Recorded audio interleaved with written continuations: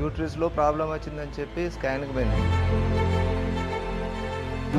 పెట్ స్కాన్లో అప్పుడు 3 దిక్కుల cancer attack అయిందని వచ్చింది.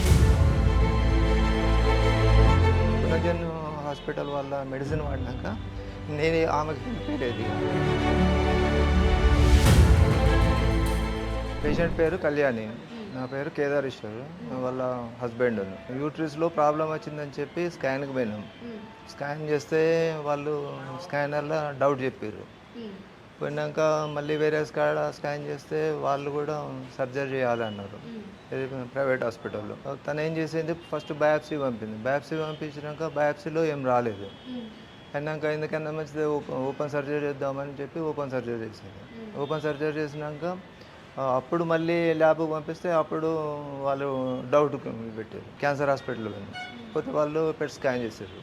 పెట్ స్కాన్లో బాడీలో ఏం లేదు, కానీ అయినా కానీ కీమోలు రేడియేషన్ కంపల్సరీ వాడాలని చెప్పి వాళ్ళు చెప్పారు.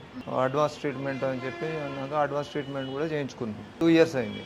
2 years తదుపరి మళ్ళీ ఆమెకు బ్లీడింగ్ ప్రాబ్లం వచ్చినాక డౌట్ వచ్చి మళ్ళీ హాస్పిటల్ పోతే మళ్ళీ పెట్ స్కాన్ చేశారు. మళ్ళీ పెట్ స్కాన్లో అప్పుడు 3 దిక్కుల క్యాన్సర్ అటాక్ అయిందని వచ్చింది. Lungs, liver. ఇక్కడ పునర్జన్ హాస్పిటల్ వాళ్ళ మెడిసిన్ వాడినాక నేను ఆమెకు హెల్ప్ చేయలేదు. ఇక ఇప్పుడు బాగుంది. మళ్ళీ మొన్న 3-4 days బ్యాక్ పెట్ స్కాన్ చేశారు.